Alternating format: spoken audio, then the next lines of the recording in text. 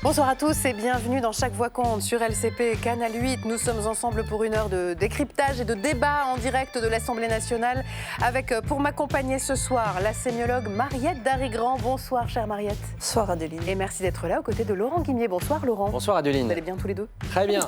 C'est parti pour le sommaire de Chaque Voix compte avec à la une ce soir, bruit de bottes au Groenland. Une mission militaire européenne a commencé aujourd'hui sur ce territoire arctique sous souveraineté danoise, convoité plus que jamais par Donald Trump. 15 militaires français font partie de la mission. Groenland, l'impossibilité d'une île. On en parle ce soir avec vous, Romuald Thiora. Bonsoir. Bonsoir. Vous êtes essayiste franco-américain, chercheur associé à l'IRIS, directeur de l'Observatoire politique et géostratégique des États-Unis. Et vous êtes notamment l'auteur de ce livre, L'Amérique éclatée, paru aux éditions Armand Collin. Merci d'être là aux côtés de Marjorie Paillon. Bonsoir Marjorie. Hello. Vous êtes journaliste spécialiste de la politique américaine. Merci d'être là. Et bonsoir Christopher Weisberg. Bonsoir. Député Ensemble pour la République des Français des États-Unis et du Canada, membre également de la Commission des Affaires étrangères. Merci d'être là pour parler ce soir donc de ce Groenland tant convoité. Quelle histoire nous racontez-vous ce soir, Laurent Guimier? Eh bien, notre ministre de l'Agriculture se met à faire des tutos, comme les influenceuses cuisine, pour expliquer sa politique. Comment dire? On va dire qu'elle apprend le métier et qu'il y a encore beaucoup de boulot.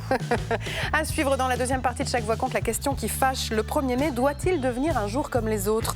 Une proposition de loi LR déjà votée au Sénat va être débattue la semaine prochaine à l'Assemblée pour permettre aux salariés de certains secteurs de travailler le 1er mai.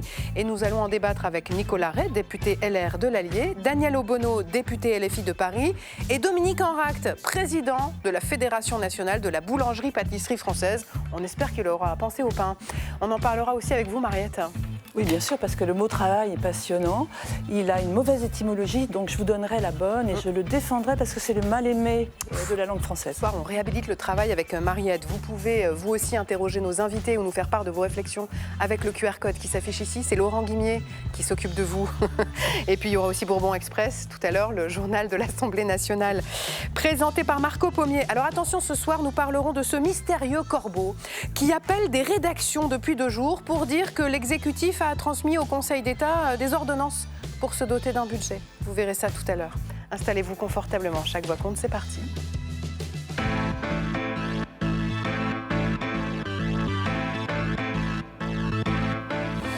La tension et la pression sont donc à leur comble ce soir autour du Groenland, plus que jamais convoité par Donald Trump.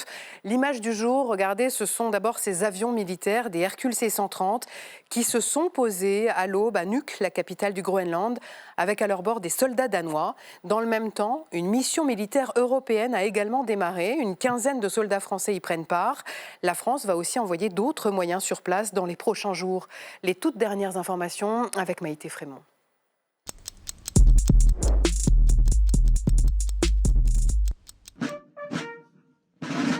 C'était un discours très attendu. Ce midi, Emmanuel Macron a présenté ses vœux aux armées et il a confirmé solennellement l'envoi de troupes au Groenland.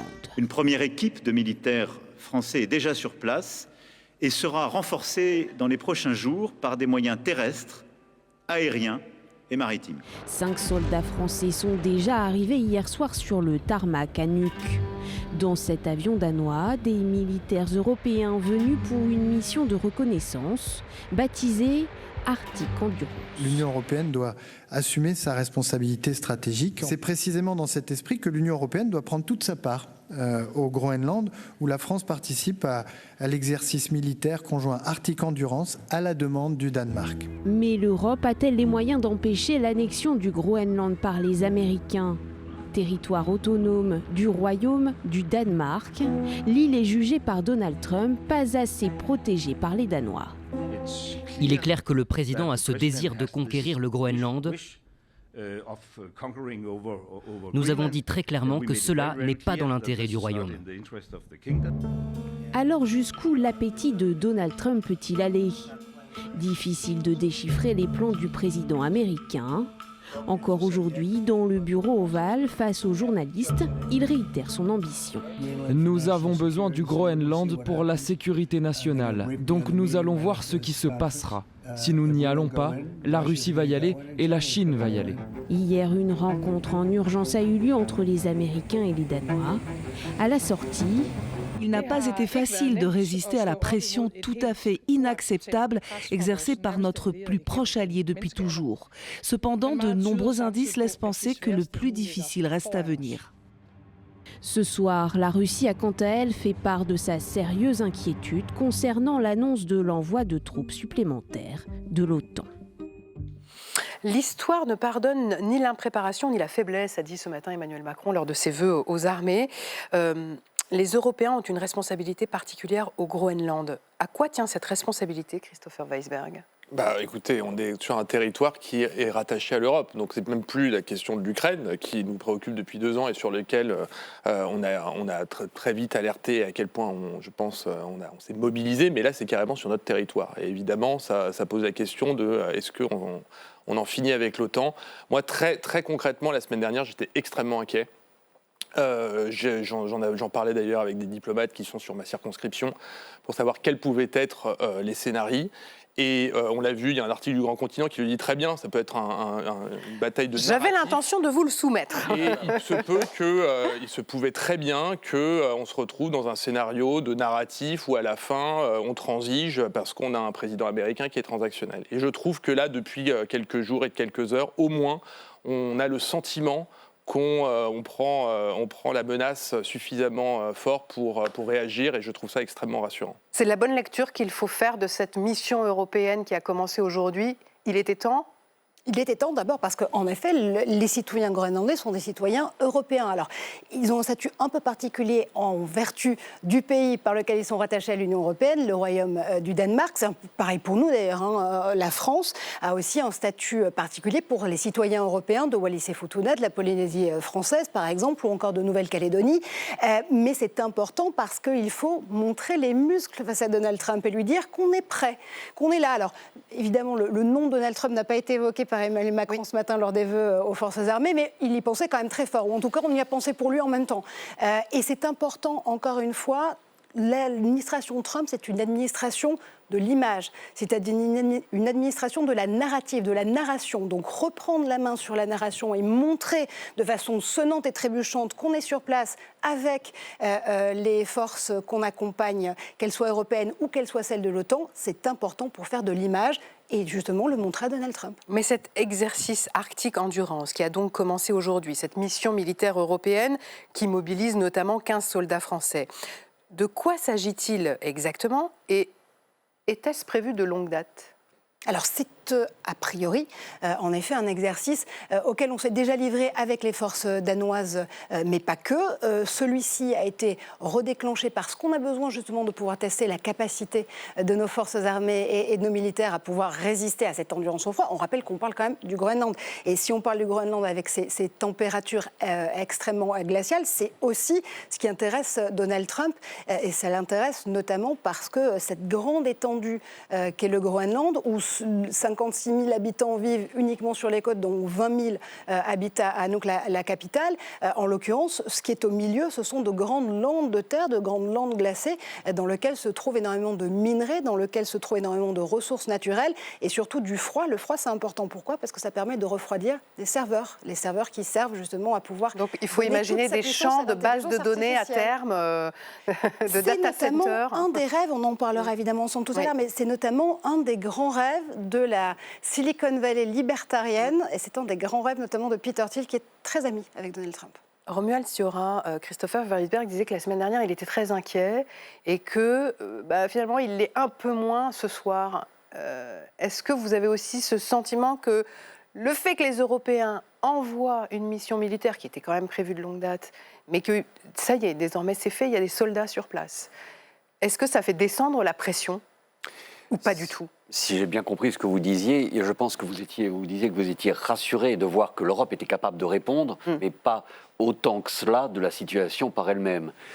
Il faut voir les choses telles qu'elles sont. Bien évidemment, la réaction européenne était très importante sur le plan symbolique. L'Europe devait, comme vous le dites, si bien montrer ses muscles. Mais quels muscles ? Vraiment de petits muscles. Voyons les choses telles qu'elles sont.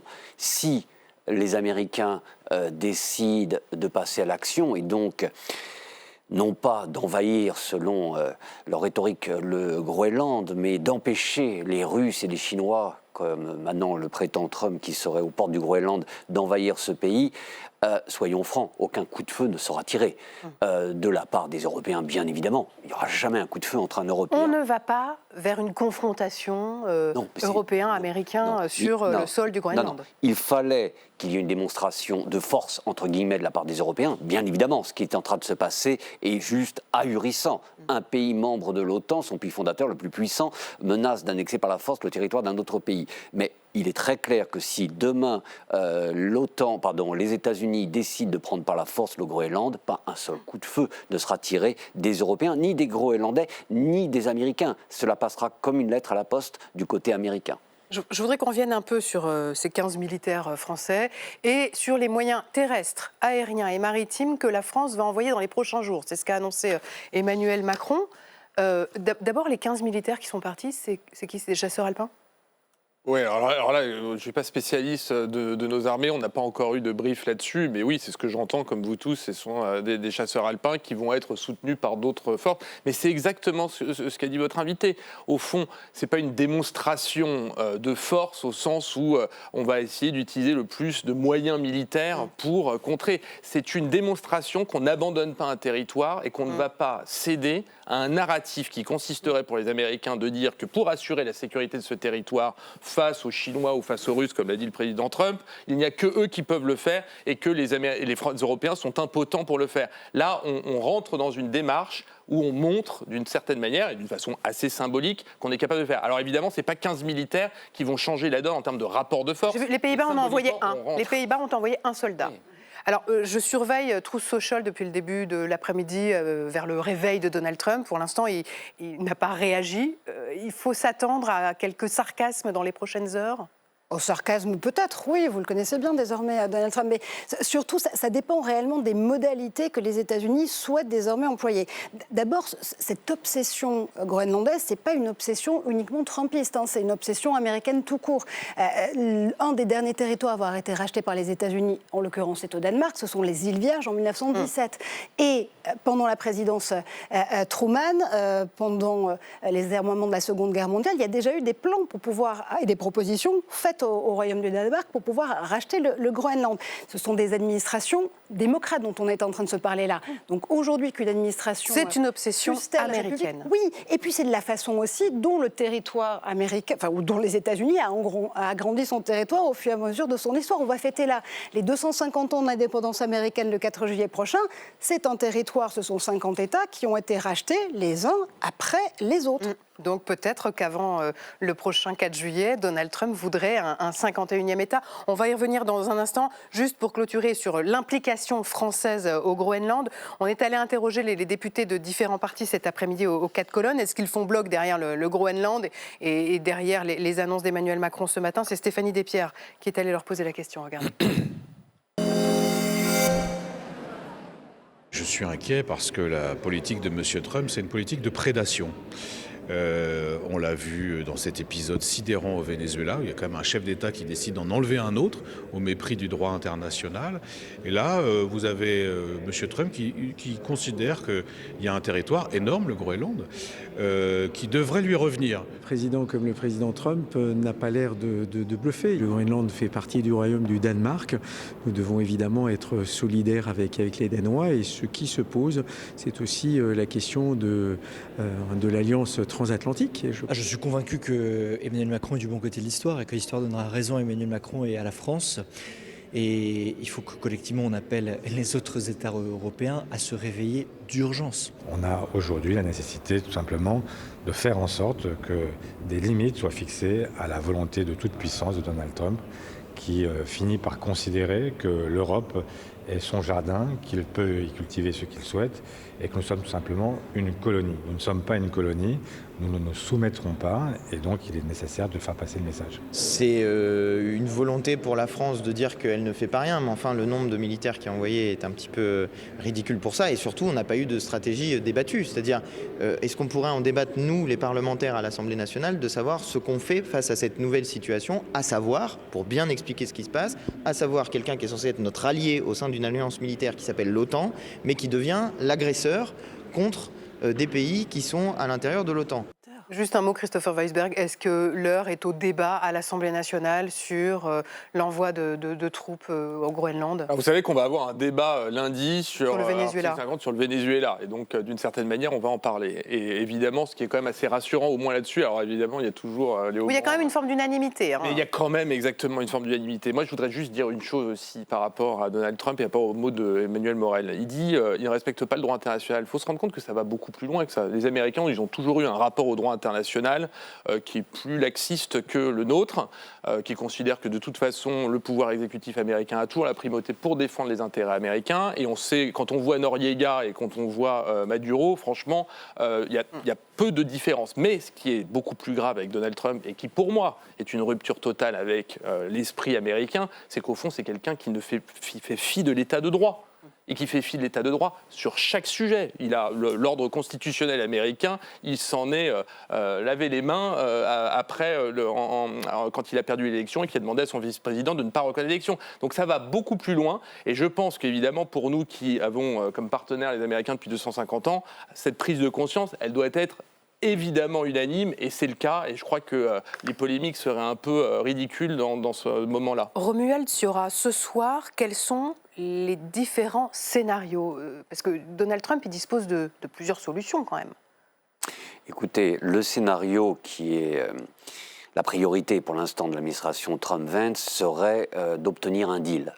On sait qu'il y a des bruits qui courent de propositions financières faites aux Groenlandais. On a parlé de 50 000 $.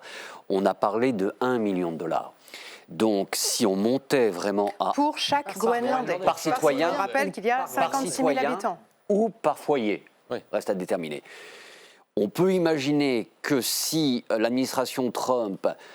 avec cette nouvelle rhétorique de la Chine et de la Russie qui vient de surgir, on n'a jamais parlé ni de la Chine ni de la Russie au Groenland jusqu'à ces derniers jours, en expliquant aux Groenlandais les menaces qui planent sur eux et en leur disant, après tout, être américain, ça ne va rien changer pour vous, ils n'ont pas spécialement conscience des problèmes du système de santé américain, etc. Vous aurez juste le drapeau qui changera. Il y aura de bonnes âmes pour leur rappeler. Oui, mais et vous aurez chacun 1 million de $. Je pense qu'il y a des chances qu'une bonne partie, si ce n'est la majorité des Groenlandais, finissent par accepter. Ensuite, en échange de quoi? D'1 million de $. Non mais d'accord, 1 million de $ en échange de quoi? En échange de vous devenez américain. Oui, mais le deal sera présenté autrement. Vous devenez américain, mais vous garderez une forme d'autonomie. Enfin, ça, les détails restent à voir. Donc, on priorise le deal. Ensuite, il faudra voir si le gouvernement du Danemark et du Groenland accepte d'organiser un référendum sur la question. Ça, c'est autre chose. Mais ce qui est certain, c'est que si Trump ne peut obtenir le Groenland via un deal, il passera à l'action. Il y a plusieurs raisons à cela. Mais oui. Est-ce qu'il y a le moindre signe ce soir de planification d'une manœuvre militaire imminente? Non, pas à ma connaissance. Mais vous savez, cette nouvelle administration a une stratégie. Il ne faut pas arrêter de parler de Trump. Il faut vraiment prendre conscience qu'on parle d'un groupe de personnes qui ont accédé au pouvoir en 2025 avec lui. Ces personnes ont une stratégie très claire pour le domestique, mais aussi pour le national, qui est à mettre à bas le système international multilatéral instauré en 1945. On fait fi des traités internationaux, des organisations internationales, et on y va. Ils volent le Groenland pour des questions géostratégiques. Et Trump le veut également pour une question symbolique. Comme ça a été dit, il y a le 250e anniversaire. N'oublions pas que Trump est aussi dans les symboles un peu primaires, si je puis dire. Le Groenland ferait des États-Unis le pays le plus grand au monde. C'est quand même l'homme qui a dit à Kim Jong-un, j'ai un plus gros bouton que toi. Donc d'avoir le plus grand pays au monde à offrir aux Américains, ça serait tout bonus. Donc je ne sais pas s'il y a des plans aujourd'hui d'invasion, mais rappelons-nous que de toute façon, ça serait une balade pour les Américains. La prise du Groenland serait beaucoup plus facile que ce qui s'est passé à Caracas il y a 2 semaines. Une fois encore, on envoie quelques milliers pour le symbole d'hommes, mais il n'y aura pas un coup de feu. Marjorie Paillon, oui. Pardon, Adeline, si je trouve intéressant, vous parliez de deal, parce que là, on y est, justement. Et alors, ça me faisait penser aux milliardaires américains qui s'achètent tous des îles. Là, c'est la plus grande. Est-ce qu'on est dans ce narratif-là, éventuellement ? Bien évidemment, on est dans ce narratif-là. Pas du tout il y a d'un côté la stratégie de cette administration au sein duquel se trouvent des intellectuels de haut niveau. Je pense à J.D. Vance et Suzy Wittels, la secrétaire générale de la Maison-Blanche. Et puis, en parallèle, il y a Trump avec cette symbolique du milliardaire qui veut acquérir la plus grande île au monde. Marjorie, Donald Trump, il est dans la possession. Il est dans le contrôle. Ça tient aussi à cette personnalité. C'est-à-dire que tout à l'heure, on rappelait qu'il avait déclaré hier que l'annexion du Groenland était une question vitale pour des questions de sécurité. En fait, il a une vision patrimoniale du pouvoir. Oui, parce que ce soit, encore une fois, et Romuald avait raison de le rappeler, sur la politique domestique nationale ou que ce soit sur la politique internationale, pour Donald Trump, la politique, c'est du deal. Et le deal, ça se fait en famille. Alors quand ça ne se fait pas en famille directe, biologique, ça se fait en famille d'idées, ou en famille, en tout cas, au sein du Parti républicain. Mais justement, on a l'impression qu'il s'adresse à ses électeurs aussi, en voulant annexer le Groenland. Il ne parle pas aux autres. Sauf qu'il s'adresse mal, là, en l'occurrence, à ses électeurs. Comment ils réagissent, les Magas? D'abord, il y a plusieurs sondages qui paraissent aujourd'hui qui expliquent que 75% des Américains, dans leur ensemble, s'opposent à une action des États-Unis sur le Groenland, que ce soit par un rachat économique ou que ce soit par une action militaire ou par la force.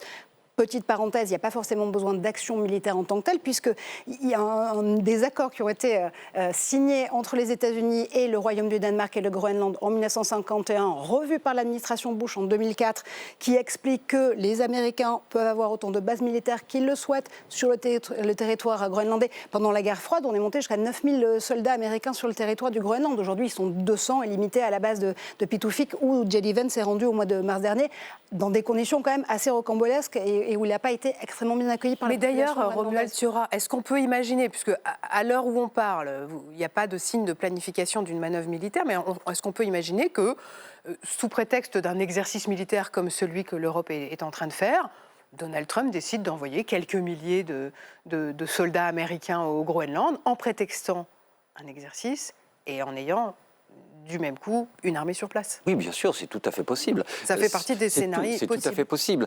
Et je me permets juste de revenir sur les derniers sondages. Oui, plus de 70% des Américains sont opposés à une intervention au Groenland, mais n'oublions pas que les Américains sont vaccinés des guerres à rallonge. Et donc, le public américain n'a pas tout à fait conscience des enjeux du Groenland. Ils se disent, oh là là, une nouvelle guerre. Si demain Trump prend le Groenland en 3h30, croyez-moi, ça sera un triomphe pour lui à la maison. Alors, tout à l'heure, on évoquait le scénario de la revue Grand Continent. Ils disent 3 jours, ils disent pas 3 heures. C'est quand même l'enjeu politique interne, parce que je crois qu'au fond, c'est aussi ça qu'on doit incarner aujourd'hui. On est quand même encore dans une démocratie, avec des contre-pouvoirs qui sont très affaiblis. On a une délégation de sénateurs, plutôt des démocrates, mais quand même avec un républicain, qui est allé au Danemark et qui va faire pression sur ce pouvoir-là. Et nous, évidemment, on doit être partenaires et on doit travailler à ce que l'opinion américaine aille dans le bon sens de l'histoire. Il faut quand même se rendre compte que moi, quand je vais régulièrement aux États-Unis, je suis américain, le rapport à l'Ukraine est déjà beaucoup plus proche des Américains que le rapport au Venezuela. Les Américains sont très proches du Venezuela, mais il n'y a pas de sympathie spécifique pour le Venezuela. Ça fait partie de leur espace intérieur. L'Ukraine, c'est différent. Le Groenland, il y a quand même un rapport avec les partenaires historiques qui fait que ce serait très très difficile de faire passer cette pilule-là auprès de l'opinion. Donc il faut qu'on travaille aussi sur l'opinion américaine, parce que je crois qu'il y a des élections à la fin de l'année. Il y a des midterms. Et c'est très important de les anticiper. Puisque chaque voix compte, on va donner la parole aux Groenlandais. On se demande bien ce qu'ils pensent dans tout ça. Le monde entier est suspendu aux mots et aux gestes de Donald Trump. Beaucoup ont parlé à la place des Groenlandais. La rencontre hier entre les responsables danois, groenlandais et américains, vous allez voir, a laissé les habitants de l'île tiraillés entre angoisse et soulagement. Baptiste Gargui-Chartier.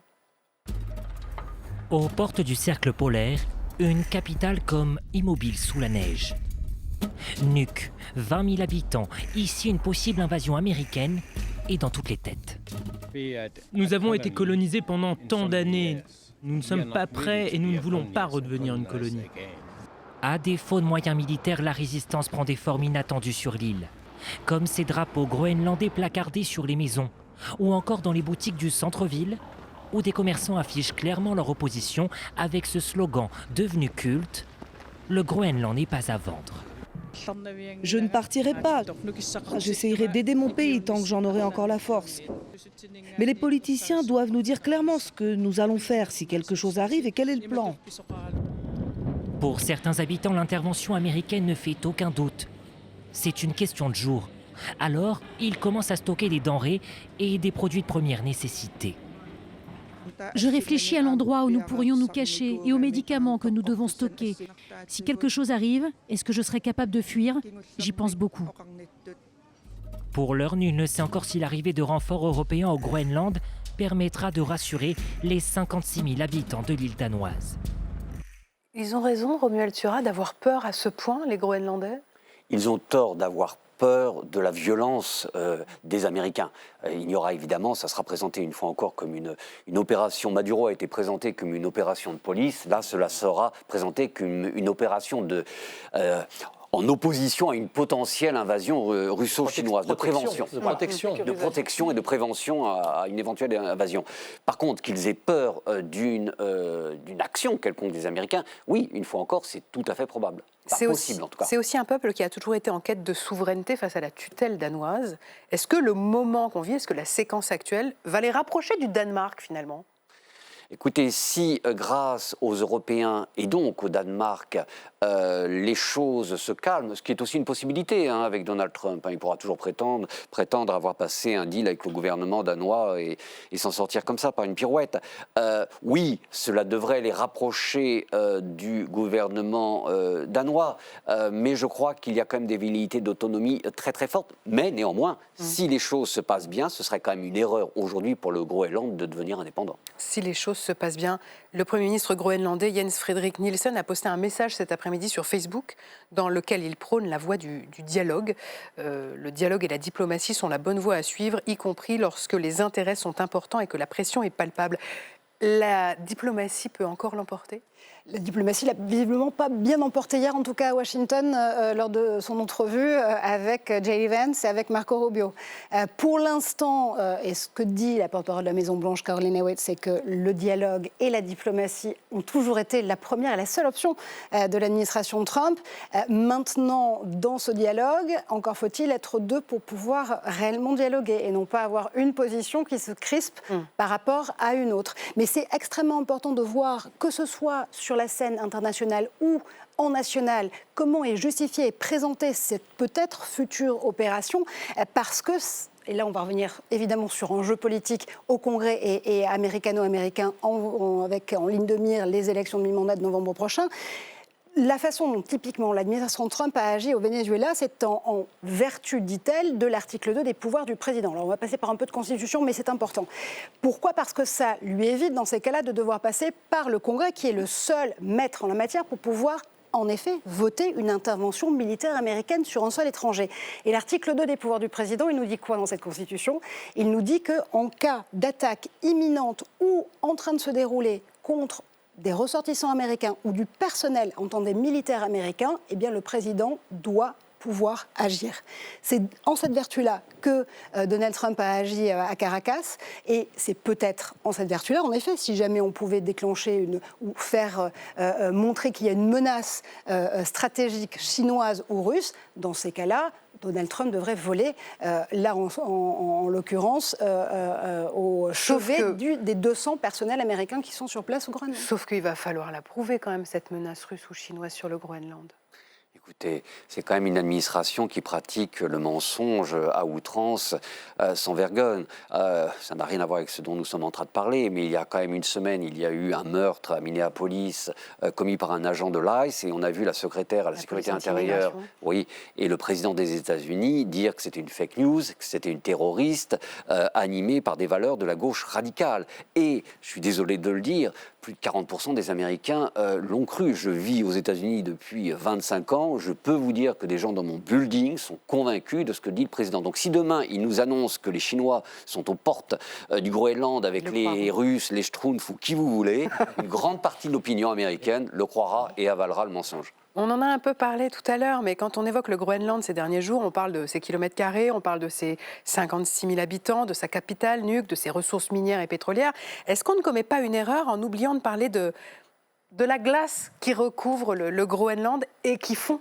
Et ce qui permet justement de pouvoir peut-être avoir des ressources naturelles, dont ces terres et ces minéraux rares, plus facilement à proximité. Et ça, c'est extrêmement important, parce que si Donald Trump ne croit pas au réchauffement climatique, là, par contre, ça l'arrange quand même un petit peu d'avoir ces minerais à portée de main, si j'ose dire. Ce dont il va falloir réussir à juger, vous savez, c'est un peu comme pour le fait de se dire qu'on va s'occuper directement du pétrole vénézuélien et qu'on invite toutes les compagnies pétrolières américaines à s'y joindre, alors que la plupart d'entre elles émettent des réserves justifiées en termes d'investissement et en termes de temps pour pouvoir avoir accès à ces ressources pétrolières. C'est la même chose sur le deal qui a été fait sur les minerais en Ukraine, par exemple, en 2025 avec le président Zelensky et Donald Trump. Les stocks qui sont déclarés aujourd'hui, ce sont des stocks, mais dont les références sont bien antérieures à la situation actuelle. Donc on ne sait pas en réalité quels sont les vrais stocks de minerais et de terres rares en Ukraine, on ne sait pas quels sont les vrais stocks de pétrole au Venezuela, on ne sait pas quels sont les vrais stocks de minerais encore à découvrir au Groenland. Mais tout ça fait appel, et là, en effet, quand vous parliez de cette possibilité de racheter des îles, ça fait appel aussi à l'imaginaire, encore une fois, des tech bros, des millionnaires de la Silicon Valley qui, sous l'égide de Peter Thiel, ont un rêve libertarien depuis des années qui est celui d'investir le Groenland et d'en faire une cité-État, une ville laboratoire à ciel ouvert pour pouvoir instaurer une économie crypto et une économie où toute la tech pourra tester toutes ses potentialités. Peut-être que Peter Thiel a susurré à l'oreille de Donald Trump. Et ça, le Groenland achète ? Pourrait l'acheter éventuellement. Je vous dis, avec des millions de dollars, on peut convaincre beaucoup de monde. Et une fois encore, si on réussit à convaincre une majorité de Groenlandais que les Chinois sont vraiment un danger pour eux, tout le monde préférera, et on les comprendra bien, être américain. Et si en plus il y a $1 million qui tombe dans la tirelire, c'est quand même pas mal. Et la Russie dans tout ça, est-ce que Vladimir Poutine se frotte les mains de voir l'OTAN se diviser ? Écoutez, Poutine, c'est extraordinaire. D'abord, ça légitime évidemment. Il s'est dit très inquiet cette année. Et ça légitime son action en Ukraine. Et puis voilà, maintenant, c'est M. Poutine qui arrive au secours du droit international, qui, comme vous le dites, est très inquiet. Et donc, oui, effectivement, ça le sert au mieux. Et le parallèle qu'on peut faire, c'est que sur le point et sur le plan de la stratégie économique internationale de Donald Trump, avec cette guerre tarifaire, c'est un petit peu la même chose pour la Chine, qui a volé d'un coup d'un seul pour pouvoir aider le commerce mondial et international en appelant à l'OMC, dont il avait toujours réfuté toutes les décisions qui n'étaient pas en sa faveur jusqu'à présent. Donc on est en train d'entrer dans un jeu et dans un monde où c'est le monde entier moins un. À l'instant, une réaction de la Maison-Blanche. Le déploiement européen au Groenland n'a, entre guillemets, aucun impact pour Donald Trump. On n'en attendait pas moins. Non, mais il fallait qu'il... j'ai peur. Voilà, on en attendait, je vais y arriver, pas moins. Mais néanmoins, il veut quand même marquer par là ce qui pour lui est un déploiement ridicule. Il veut nous minimiser, quand je dis nous, je suis franco-américain, donc vous voyez, je parle en tant qu'Européen, il veut minimiser les Européens, les humilier et surtout démontrer à son opinion publique que c'est lui qui a les gros muscles et qui est le sheriff in town, comme on dit en Amérique. Un dernier mot, Christopher Weisberg. Qu'est-ce que cette séquence signifie pour l'avenir des relations transatlantiques ? Vous avez parlé tout à l'heure de la relation diplomatique. Il faut accepter que cette administration méprise la diplomatie, elle méprise les diplomates et qu'elle voit tout sous le prisme du rapport de force. Il faut l'accepter. Moi, je suis quand même un tout petit peu plus optimiste que vous parce que je crois qu'il y a encore aux États-Unis un élan démocratique et que ces réactions, elles ont quand même vocation depuis une dizaine de jours avec l'attaque du Venezuela à relancer quand même un vrai débat, puis avec ce que vous avez cité à Minneapolis, qui est quand même une attaque hyper violente. Et j'ose espérer que nous, de notre côté, on soit capable d'appeler les Américains à leurs valeurs profondes. Et c'est, à mon avis, tout l'objectif des prochaines semaines et du combat qu'il va y avoir, qui va être un combat assez médiatique autour du Groenland pour savoir qui est-ce qui investit le plus ce territoire. Merci en tout cas à tous les trois d'être venus ce soir sur le plateau de Chaque Voix compte. Dans un instant, ce sera la question qui fâche. On va parler du 1er mai. Faut-il en faire un jour travailler comme les autres ? Le débat revient à l'Assemblée à la faveur d'une proposition de loi LR. On va en parler dans un instant avec nos 3 prochains invités. Mais avant cela, c'est quelle histoire ? C'est Laurent Guimier.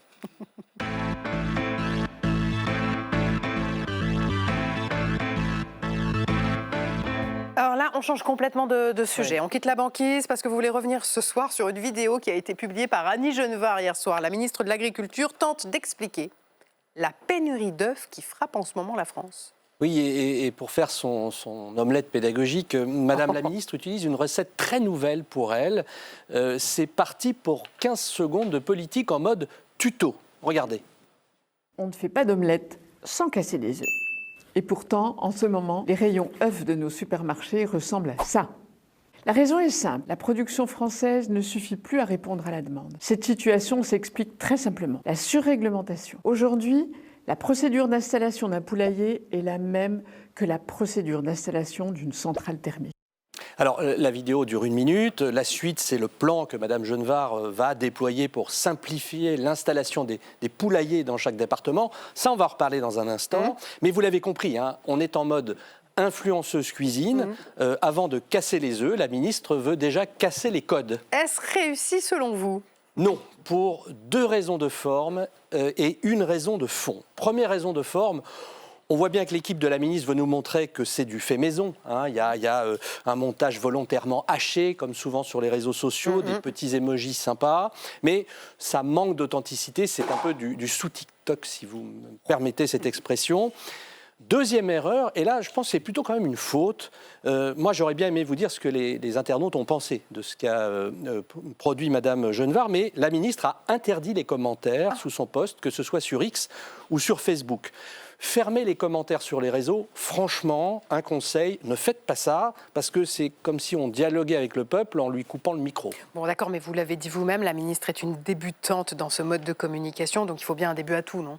Tout à fait, vous avez raison. Mais bon, la prochaine fois, madame, ouvrez les commentaires. De la mansuétude, on ne fait pas d'omelette sans casser des œufs, comme elle a dit, et on ne fait pas ses débuts d'influenceuse sans rater une vidéo.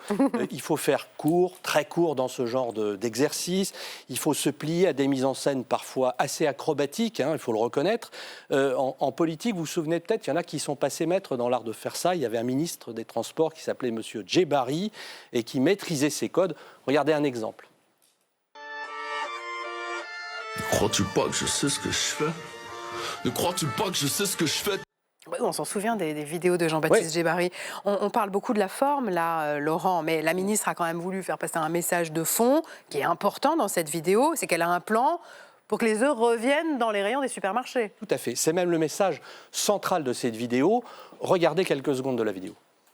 Pour cela, j'engage une révolution, un grand ménage de la réglementation, un régime spécifique pour nos éleveurs, avec des règles différentes de l'industrie, plus simples et moins contraignantes. Une fois adoptées, ces mesures permettront de lever les freins à l'installation de poulaillers et de remplir à nouveau nos rayons et vos assiettes. Et là, c'est plus sérieux. Hein. Vous venez de voir le moment réellement problématique, à mes yeux, de ce tuto, ce qui explique d'ailleurs qu'il n'a été vu et partagé que quelques dizaines de milliers de fois. Et alors, c'est quoi le problème ? Je pense qu'en 2026, prendre la parole pour dire « on va agir, on va faire quelque chose », c'est certain, promis, juré, ça ne passe plus. L'opinion ne croit plus, notamment de la part d'un membre de l'exécutif. Aujourd'hui, on ne communique plus quand on va faire, on doit communiquer quand on a fait quelque chose, quand on a quelque chose à montrer. En préparant cette chronique, je parle de la forme, hein, je suis tombé par hasard sur la Annie Genevard américaine, Madame Brooke Rollins. Hier soir, au moment où notre ministre mettait en ligne cette vidéo, qu'elle allait faire une révolution, hein, elle allait faire une révolution, Madame Rollins publiait une vidéo avec son homologue de la santé, Robert Kennedy Jr., et un verre de lait. Et c'était pourquoi cette vidéo ? Quelques minutes avant, dans le bureau de Donald Trump, il venait de signer le texte qui levait les restrictions au retour du lait entier dans les cantines scolaires. Alors c'est d'ailleurs un sujet qui, sur le fond, majeur aux États-Unis. Voilà, et divise les nutritionnistes. Mais sur la forme, ce que je veux dire, c'est que cette image d'un président qui exhibe sa signature au bas d'une loi votée, c'est sans doute le marqueur politique de notre époque. Toutes tendances confondues. Zoran Mamdani est en train de faire la même chose à New York. Il fait des choses, il le montre et ça avance. D'un côté, on dit on va faire. De l'autre, on dit outre-Atlantique, c'est fait. En d'autres termes, il ne suffit plus de casser les œufs, il faut nous servir l'omelette. Oui, Laurent, oui, parce que sinon le message est brouillé. Merci. Je n'aurais pas osé. Merci, Laurent. Mais Merci. Oui, mais moi, vous savez, j'ose tout, c'est à ça qu'on me reconnaît. Tout de suite, c'est la question qui fâche.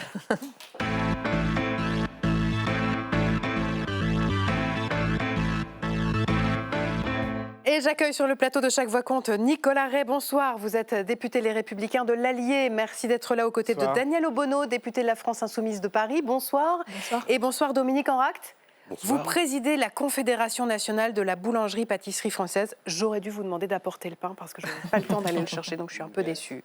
Bon, vous savez ce qui se passe dans 106 jours ? Dans 106 jours, c'est le 1er mai. Jour férié le plus symbolique de l'année. Depuis 1945, c'est l'unique jour férié qui doit être obligatoirement chômé en France. Exception faite des salariés qui ne peuvent interrompre leur travail en raison de la nature de leur activité. C'est ce que dit la loi. Et c'est bien là le problème. La loi n'a jamais mentionné lesquels secteurs d'activité. Et les Républicains ont déposé une proposition de loi pour pallier en quelque sorte ce vide juridique. C'est Martin Bonnet qui vous pose ce soir la question qui fâche.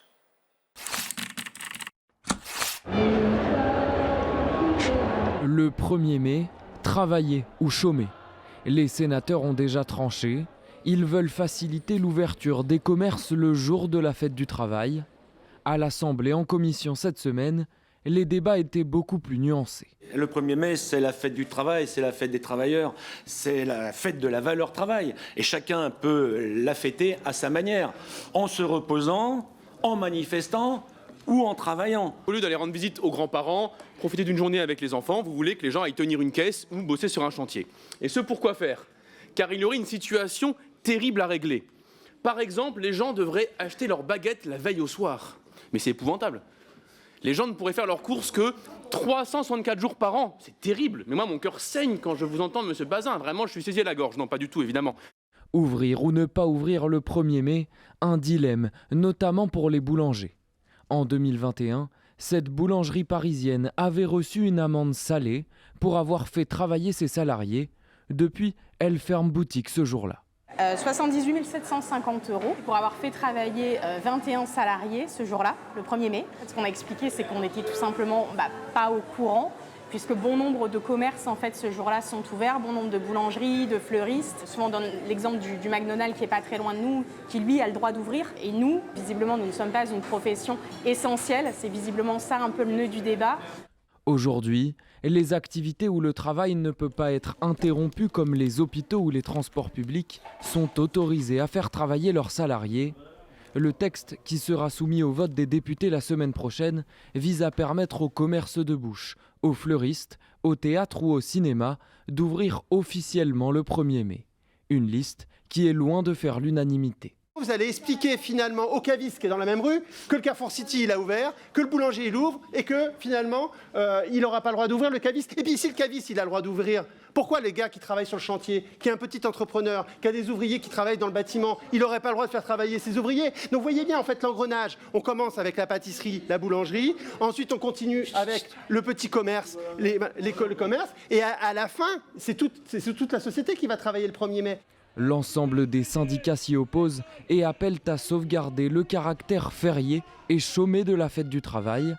Alors la question qui fâche ce soir, la voici. Faut-il libérer le travail le 1er mai ? On l'a vu, les débats en commission ont été très houleux. Le texte arrive la semaine prochaine, jeudi prochain à l'Assemblée nationale. Nicolas Ray, d'abord, pourquoi ce texte ? Pourquoi maintenant ? Déjà, pour qu'il soit opérationnel au 1er mai. Je rappelle que le texte a été voté au Sénat. L'idée, c'est de sortir de cette hypocrisie, de cette impasse où on voit aujourd'hui que des boulangers, des fleuristes se voient infliger une amende. On ne veut pas remettre en cause le caractère férié du 1er mai, qui ne concerne d'ailleurs pas tous les salariés, tous les fonctionnaires. Il y a le service continu, il y a des entreprises qui ne peuvent pas arrêter, des usines qui ne peuvent pas s'arrêter, d'autres types d'activités.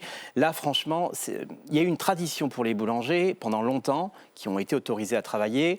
Entre-temps, il y a la Cour de cassation qui a interprété la situation différemment et depuis, effectivement, il y a un vide juridique et un certain nombre d'inspections du travail et de juges ont infligé des amendes. Heureusement, l'année dernière, le tribunal de La Roche-sur-Yon a eu le bon sens de relaxer, mais en tout cas, il faut sortir de cette hypocrisie, il faut laisser les gens qui veulent travailler dans ce pays sans être embêtés par des lois qui sont obsolètes aujourd'hui. Là, en gros, le texte prévoit que les établissements autorisés à faire travailler leurs salariés, on vient de l'entendre, ce seraient ceux qui assurent la fabrication de produits alimentaires pour une consommation immédiate, la vente de produits alimentaires au détail, la vente de fleurs naturelles et une activité culturelle. Quand il y a autant d'exceptions, est-ce qu'il y a encore une règle ? Bien sûr, c'est à la loi et au décret de le fixer. C'est très clairement marqué, vous venez de le rappeler, les achats du quotidien. Alors, pas les cavistes, on n'est pas obligé d'acheter, mais le pain, c'est un achat quotidien. Le plus subtil. On peut se passer de vin comme on peut se passer de pain ? Je pense que c'est un achat quotidien. L'exemple que je vais vous citer, le 1er mai, qu'est-ce que c'est ? Regardez, vous l'avez sur l'image, c'est le 1er mai, on vend le muguet, on achète le muguet. C'est un jour très important pour nos fleuristes qui en ont besoin. Donc pourquoi empêcher aussi les fleuristes d'ouvrir ce jour-là alors que c'est l'occasion pour eux d'avoir une activité, d'éviter aussi les ventes qui sont moins encadré, on va dire. Donc là encore, donnons en plus, oui, très important, c'est sur la base du volontariat. Aucun salarié ne sera obligé. Ça va être là de le travailler. problème, monsieur Nicolas Et je termine, mais notre collègue le dira, il y a une convention collective des boulangers, donc signée avec les syndicats majoritaires pour autoriser ce travail. Donc laissons, surtout quand les partenaires sociaux se mettent d'accord, laissons vivre les gens qui veulent travailler. On va en parler avec les boulangers dans un instant avec vous, Dominique Enract, mais Daniel Obono, je voulais vous entendre parce que la gauche a beaucoup ferraillé en commission contre ce texte. Que lui reprochez-vous ? Eh bien, ce n'est pas, comme le disait mon collègue, une hypocrisie. C'est le produit d'un choix politique, d'un choix idéologique. Vous l'avez dit, ça a été inscrit en 1947, parce que ça participe d'une lutte de décennies qui vise à étendre le droit pour les salariés de se reposer et de pouvoir, un certain nombre de jours fériés, et là pour le 1er mai c'est en plus obligatoire, oui, de pouvoir choisir de faire ce que l'on souhaite. Et on peut travailler, par ailleurs, ça ne veut pas dire qu'on ne fait rien, mais pas dans sa condition salariale. Je rappelle que c'est en 1947, mais c'est à la suite de luttes, y compris qui ont causé des morts. C'est pour ça que le 1er mai est le 1er mai, et ça participe d'une grande histoire de conquête sociale. Mais au fond, est-ce qu'avec le temps, on n'a pas perdu le sens historique justement de cette date ? Est-ce qu'en 2026, cette notion de combat de salariés, de mouvement ouvrier, est-ce qu'elle fait encore sens en 2026 ? Je pense qu'elle fait plus sens que jamais, et en vérité, les questionnements, y compris de nouvelles générations qui veulent pouvoir articuler une vie personnelle et une vie professionnelle mieux, de pouvoir mieux vivre, de pouvoir prendre du temps. Je crois qu'au contraire, c'est un combat d'avenir, la réduction du temps de travail. Et c'est là où on est, si vous permettez de le réinscrire aussi, dans le combat de ceux qui sont contre la réduction du temps de travail, parce que ce n'est pas la première fois qu'on fait des exceptions. Vous avez eu, M. Macron a permis justement que ce genre d'exception soit à nouveau voté. Et le constat par ailleurs économique montre que ça ne constitue pas un gain, surtout sur un jour, un gain économique tel au niveau global on va dire que ça permet de grands bénéfices. En vérité, c'est idéologique. Il s'agit, encore une fois, de faire travailler les Français et les Françaises qui travaillent déjà beaucoup, y compris plus. Mais alors, qu'est-ce que vous répondez aux salariés qui veulent gagner plus et qui se frottent les mains à l'idée d'être payés double le 1er mai ? Vous lui dites que le symbole historique, ça passe avant sa fin du mois ? Non, ce n'est pas une question de symbole, c'est aussi une question très concrète. Je pense que quand vous voyez le niveau de productivité dans ce pays, quand vous voyez le burn-out dans ce pays, c'est aussi une question de santé publique, de pouvoir avoir un jour où on fait une pause. Oui. Et par ailleurs, est-ce que ne pas travailler le 1er mai, ça empêche un burn-out ? En tout cas, je vous assure que faire une pause, à un moment donné, ça aide aussi à se reposer. Et par ailleurs, pour les salariés qui, justement, ont des difficultés en matière de revenus, ce n'est pas un jour de plus qu'il faut, c'est l'augmentation de leur salaire, c'est l'augmentation du salaire minimum et oui, mais chaque le euro relèvement compte. de... quand ça va mal à la fin du mois, chaque euro compte, y compris être payé double le 1er mai. Mais ensuite, quand vous devez payer, justement, les médicaments parce que ça va de plus en plus mal, quand, en plus, on vous enlève les journées de carence, enfin, tout ça, en fait, en vérité, n'a rien d'économiquement valable pour les salariés. C'est surtout une volonté de revenir sur des droits fondamentaux. Mais je rebondis sur votre question parce qu'un téléspectateur, Alain, qui habite à Borzine, veut des précisions. Donc peut-être pour monsieur Ray, question d'Alain, est-ce que dans la nouvelle loi, on est toujours payé double ? Alors c'est prévu dans la convention, effectivement, des buralistes. Il est nécessaire... Buralistes ? Pardon, des boulangers, pardon. Vous m'avez fait peur. Il y a effectivement nécessité de valoriser ce travail un jour férié. Donc, effectivement, mais que les boulangers ? Non, les fleuristes aussi, bien sûr. Mais là, après, c'est les conventions. Il faut laisser le dialogue social se faire. On est en travail. Alors, en vérité, vous voyez bien que plus les exceptions vont se généraliser, plus ça va être normalisé. Et comme ça a été dit dans les débats en commission, pourquoi on accepte pour les uns et pas pour les autres ? Et puis finalement, si tout le monde le fait, pourquoi on paye double ? Donc vous voyez bien, et c'est pas comme si on ne l'avait pas déjà fait, celle-là.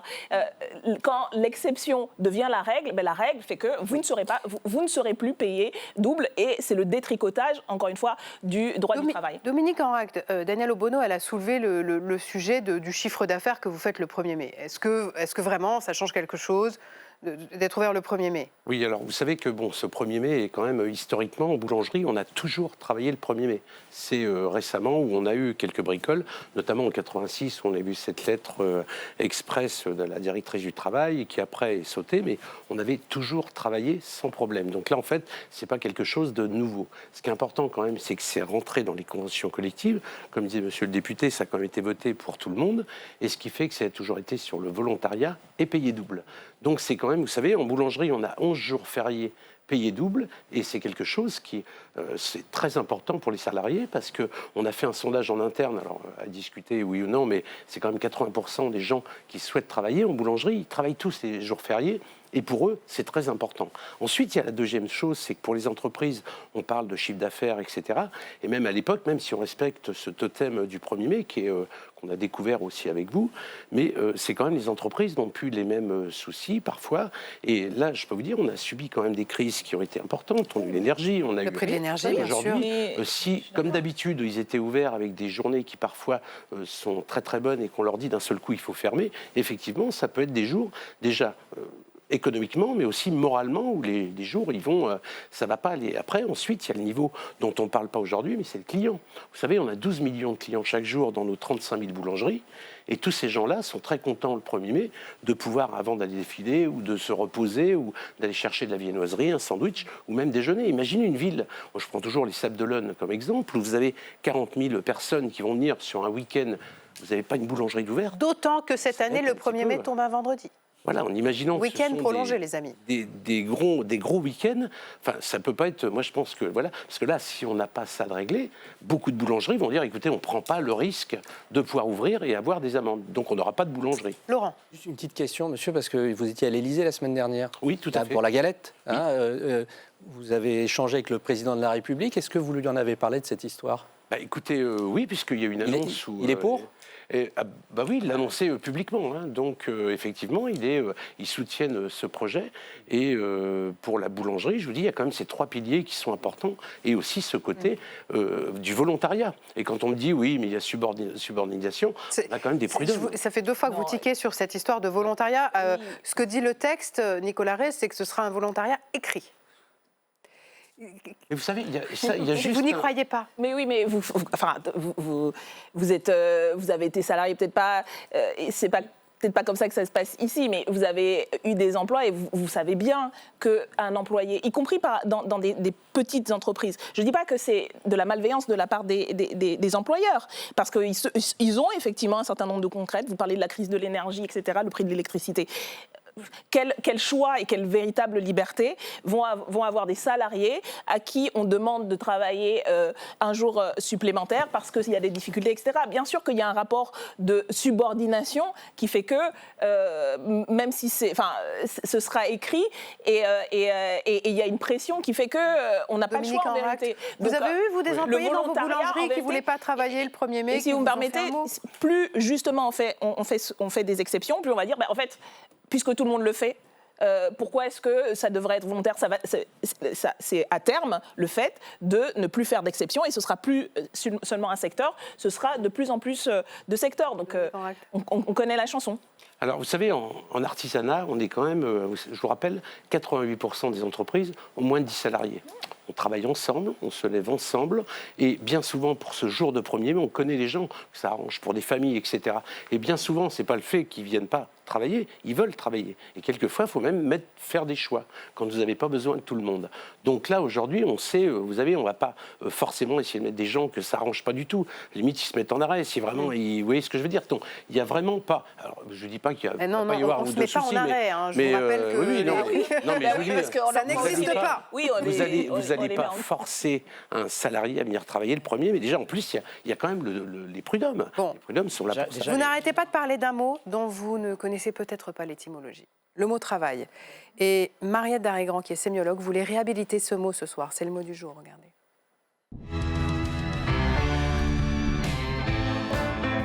Mais oui, mais Mariette, c'est votre mot fondateur, travail. C'est un mot que vous aimez, que vous défendez. Vous en avez même fait un livre. Oui, exactement, parce que je trouve que c'est le mal-aimé de la langue française et qu'il faut absolument le réhabiliter. Alors, une des raisons la raison essentielle pour laquelle il n'est pas aimé, c'est qu'on donne son étymologie en disant ça vient du tripalium. Voilà. Et donc le tripalium, c'est un instrument de torture. Voilà. Alors cette étymologie, elle est complètement fausse, elle est complètement idéologique, elle n'est pas bonne, c'est pas moi qui le dis, c'est Émile Littré, donc ça fait un moment, mais ça a été occulté. Donc c'est pas du tout vrai. Et c'est vrai quand même que le travail peut faire souffrir, voire tuer. Exactement, c'est bien pour ça, parce que la souffrance est réelle, et qu'elle est scandaleuse et qu'il faut se battre contre elle, il faut se servir de la véritable étymologie parce qu'elle est très positive. Alors en fait, le mot travail, c'est comme traver, ça vient du bois. Ça vient du bois de la charpente, du bois de l'arbre dans la forêt, quand il est très solide et quand il s'élève vers le haut, qui donne une sublimation dont on parle pas mal aujourd'hui, le sens donné au travail. Donc je trouve que c'est magnifique de rappeler cette symbolique-là. C'est vraiment ça le travail. Ne plaît pas trop à Daniel Obono, c'est pas du tout ça. C'est très beau tout ça. Mais le problème, c'est pas le mot travail, c'est pas le fait de travailler, c'est les conditions dans lesquelles c'est fait. Et le choix et la liberté que les gens ont pas de pouvoir s'épanouir dans leur travail. Et quand on parle de souffrance au travail, quand on dit oui, un jour, c'est ce qu'il faut pour éviter de craquer. Mais d'ailleurs, c'est ce qui est paradoxal, Mariette, finalement. C'est les conditions matérielles dans lesquelles les gens... Le travail, la fête du travail, c'est un jour où on ne travaille pas. Oui, ça c'est quand même un peu paradoxal. Alors certes, c'est un droit et durement acquis, c'est la longue histoire du mouvement ouvrier, il ne faut pas revenir là-dessus, mais c'est aussi un devoir. En fait, on est obligé, il faut une dérogation si on veut travailler le 1er mai. Alors ça, cette espèce de contradiction, elle me fait penser au modèle religieux. Oui, parce que c'est un peu comme s'il y avait une espèce de... Ce serait un péché d'aller travailler ? Oui, je crois que c'est le bon terme, Adeline, parce qu'il faut revenir un peu à Adam et Ève, parce qu'on connaît leur péché originel, d'accord, tout le monde le connaît. Nous emmène loin. Mais il y a un deuxième péché qui est commis lorsque ils sont punis par Dieu et qu'ils sont éjectés du paradis, parce qu'en fait, ils ont travaillé. Dieu ne voulait pas qu'ils travaillent parce qu'ils avaient tout à leur disposition. Et ils ont voulu aimer et travailler. C'est les deux choses que Freud a nommées pour dire que c'était les choses les plus intéressantes dans la vie. Non, ce que je veux dire par là, c'est qu'il y a dans notre culture occidentale, qui est monothéiste, qui revient à ça, mais c'était pareil chez les Grecs, avec le vol du feu, etc. Dieu lui-même, les dieux eux-mêmes sont travailleurs. Alors ils sont travailleurs de manière très cadrée. On travaille pendant 6 jours et puis il y a le repos du 7e jour. Et le 7e jour, il se reposa. Voilà, et donc je crois que c'est ça qu'il faut entendre, c'est qu'aujourd'hui encore, nous avons le sens de cette sacralisation. Le 1er mai est sacré au sens du 7e jour qui est du repos. Nicolas Ray, d'une certaine façon, c'est aussi ce que vous disent les syndicats qui ont publié un communiqué commun pour appeler les députés à voter contre ce texte jeudi prochain. L'intersyndicale, elle craint qu'une généralisation progressive du travail le 1er mai finisse par remettre en cause notamment les majorations de rémunération. Que leur dites-vous ? Moi, je ne crois pas. La preuve, déjà les syndicats ont signé la convention collective avec les boulangers. Donc les syndicats qui représentent les salariés de la boulangerie, ils sont favorables. Moi, je redis que cette proposition de loi qu'on dépose, c'est une proposition de loi de bon sens qui adapte la loi aux réalités de la vie. C'est une loi de liberté, puisque ça sera sur la base du volontariat et on y est très attaché. Et surtout, ça sera une loi qui valorise le travail, qui valorise ceux qui ont envie de travailler, qui valorisera puisque les gens seront mieux rémunérés.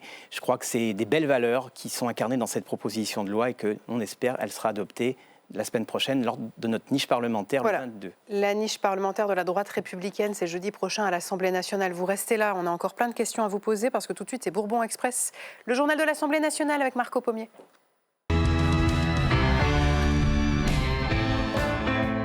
Bonsoir Marco. Bonsoir Adeline. Ce soir, Bourbon Express démarre par un mystère d'abord, le mystère du corbeau. Une histoire digne d'un film d'espionnage. Vous le savez, depuis plusieurs jours, les spéculations vont bon train. 49.3 ou ordonnance. Que va faire Sébastien Lecornu pour faire passer son budget ?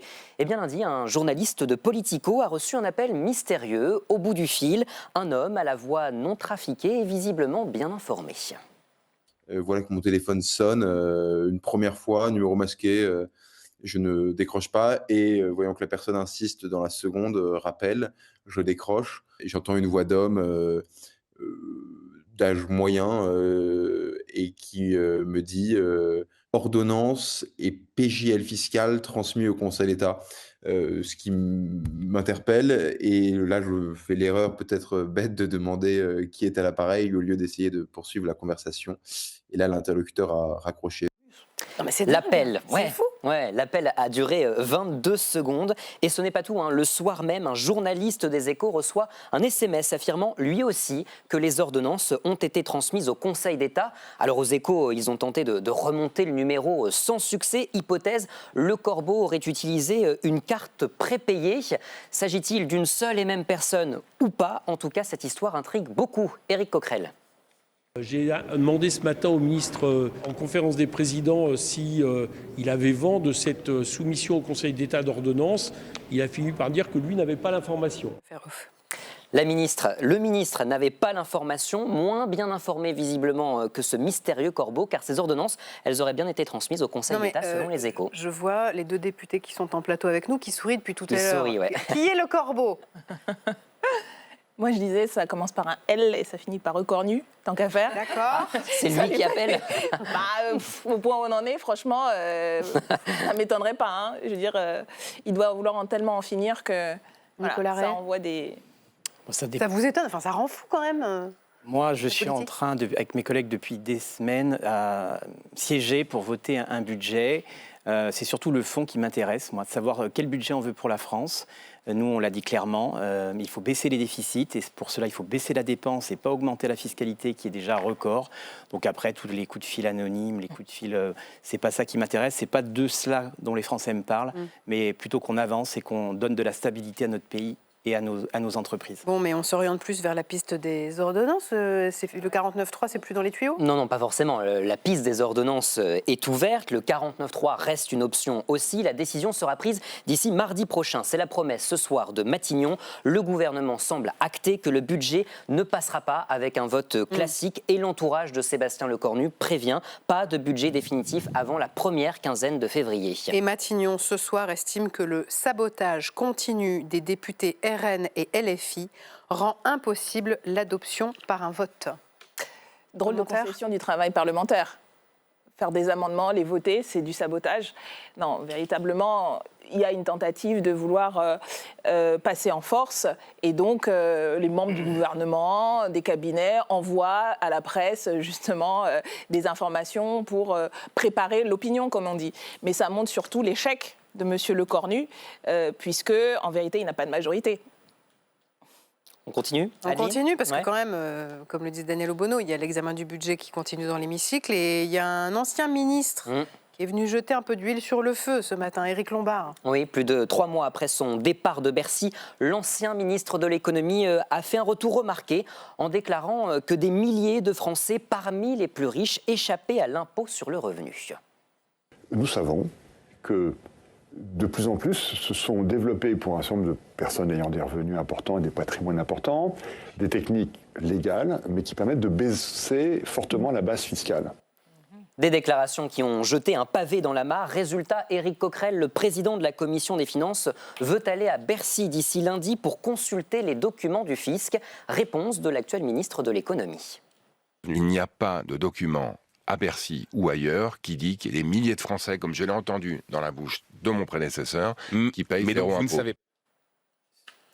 On continue sur la contribution des plus riches, Adeline, parce que qui a beaucoup fait parler dans l'hémicycle aussi. Ça a fait beaucoup parler ce matin dans l'hémicycle, ça on peut le dire, avec un incident de séance signé Frédéric Pierrevos, député RN. Et la résistance à l'oppression, c'est de ne pas confondre égalité et égalitarisme et vous transformer en Tutsis pour couper les Hutus sous prétexte qu'ils étaient plus grands. Voilà, le député RN qui fait un parallèle entre le débat budgétaire et le génocide au Rwanda. Il commet une erreur historique au passage, inversant victime et bourreau, de quoi provoquer l'émoi du député Hervé Berville, orphelin Tutsi, né au Rwanda. Cette phrase est inadmissible, cette phrase est intolérable. Et c'est le génocide des Tutsis au Rwanda. Ce n'est pas le génocide au Rwanda ou le génocide des Hutus envers les Tutsis. Indignation également sur les bancs de la gauche. Comparer un débat fiscal, comparer le fait de vouloir la juste contribution des Français à un génocide où des gens ont été tués à la machette, c'est inadmissible. Et face au tollé, eh bien, le député RN Jean-Philippe Tanguy a fini par prendre la parole. Je tiens au nom de notre groupe à nous excuser pour les propos qui ont été tenus, que je ne comprends pas. Évidemment, nous honorons la mémoire des victimes du génocide au Rwanda. Dont acte. On poursuit Marco avec un classement qui n'est pas passé inaperçu à l'Assemblée nationale cette semaine. Oui, parce que le journal L'Opinion a passé au scanner de l'IA 3 mois d'examen budgétaire. Entre octobre et décembre 2025, 125 heures de débat, 650 000 mots analysés. Résultat, Jean-Philippe Tanguy décroche la palme du député le plus chahuteur, avec 30 incidents de séance à son compteur, suivi du député LFI, vous le voyez, Aurélien Lecoq. Mathias Renaud, au RN, clôture le podium. Bon, il y avait aussi les plus applaudis, quand même, on peut le dire. Oui. Eh ben, ce sont les mêmes, globalement, parce que derrière Éric Coquerel, on retrouve encore, je vous le donne dans le mille, Jean-Philippe Tanguy et Aurélien Lecoq, des champions qu'on est allé voir ce midi dans la salle des 4 colonnes avec Eva Billon. Médaille d'or du député le plus chahuteur, le plus applaudi aussi. Bon, vous vous dites quoi? Faut que je me calme un peu ou c'est un honneur? Écoutez, tout va bien. Moi, j'ai des choses à dire pour le groupe. Et visiblement, écoutez, c'est apprécié puisque c'est à la fois peut-être chahuteur, mais applaudi. Donc, c'est peut-être un chahut utile. Non, mais écoutez, c'est juste que moi, je dis ce que je pense. J'essaie de soulever des points qui parfois dérangent un peu le consensus mou ici. Et tant pis et tant mieux, je sais pas. Les statistiques sur les chahuteurs ou les applaudis, ça fait sourire, mais c'est pas ça le fond du débat. Et oui, on utilise tous les moyens possibles, à la fois les rappels au règlement, les interventions, les rebonds. Merci Marco. Un tout petit mot, Nicolas Ray, vous vouliez ajouter? Oui, écoutez, votre reportage et votre classement est éclairant. Ça vient toujours des mêmes groupes, des groupes extrêmes. Et enfin, c'est pas l'image de la majorité. En se partageant une galette, n'est-ce pas, sans fèves, vu que les députés travaillent sérieusement. Vu que les députés LR ne sont pas présents quasiment, et laissent oui, je suis là, et je suis là. Attention, c'est sûr qu'il faut rien. Je vous mets 2 notes de chahuteurs. C'est pas la majorité. C'est la présidente de séance. C'est la fin de cette émission. Élus et ce serait bien que les citoyens s'en rappellent. La séance va être suspendue. J'aurais dû mettre au milieu. Je vous remercie de nous avoir suivis. Merci Mariette, merci Laurent. L'émission est rediffusée tout à l'heure à 23h30 et nous on revient demain à 19h30. C'est vendredi, ce sera l'émission en public. On va parler de téléphone portable. Dans un instant, Jean-Pierre Gracière et Débadoc. Excellente soirée sur la 8 LCP.